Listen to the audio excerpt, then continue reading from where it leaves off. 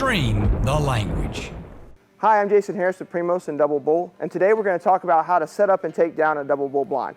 Now, it's always a good idea to practice this at home before you get into the woods. It's also a good idea to set it up in the yard and let it just stretch and air out before you take it hunting. One, you get the kind of that new smell out of it, but two, having that sun beat down on the blind will help the fabric stretch a little bit and make it easier for you when you're setting it up and taking it back down. So we're going to start by finding one of the outside walls. I'll kind of stretch the fabric out and make sure all the creases are out so I can find a nice flat outside wall like that one. I'll grab the strap that's on the hub and just yank it. Now that wall's out. Step two is always the roof. Roof is second. So I'll go to the opposite side, find the roof and stretch that fabric out, which is right here in the middle. Grab the strap for that hub and pull it. Now that I have the roof up, I just walk around the blind, pulling out the remaining walls. So it doesn't really matter which wall you pull up first when you're pulling the wall. The main thing is just grab one of the wall, which has the windows of the door, get it out first, then pop the roof, and then the remaining walls. The roof's easy to find because it doesn't have any windows or doors, no holes in that.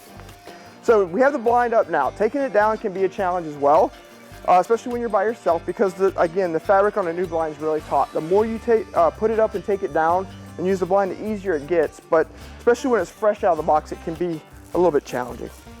So we're going to start in the same steps we did before, but in reverse order. So now I'm going to pop down 3 walls, then the roof, and then the last remaining wall. So we'll start that. 3 walls down first. Now the blind's going to fall like that. The roof's faced out. I'll pop it in, which remains my last wall. Now this is where it gets a little challenging when you're by yourself. Tell you what, just so you can see, I'm going to spin it around towards one of the cameras so you can see what I'm going to do next. So the last wall's here. I'm going to grab it at the bottom, push the hub in, it pops, and then it goes down. Let's see if we can make it bind on us.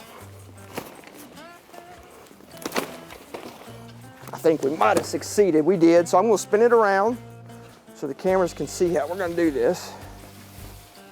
All right, so now the key here is I went out of order, but I do want to make sure the roof fabric is laid out squared to the other wall. So this hub is popped in, but you'll notice when I fold it over, grab it here, they're bound up. It doesn't want to collapse. See what happens? It just does that kind of number there where the hubs are bound in the middle. So the way you fix this if you're by yourself is 2 people, it's no problem. You just have one person on these 2 corners and one person on that corner, you just push down and it'll pop over. But when you're by yourself, obviously that's not an option. So what I do is I get, like I said, this stuff lined out under here, and then I lift this up, and as it's like this, where it's open, I step on this corner, and I grab the rods together here, and then just push on the fabric.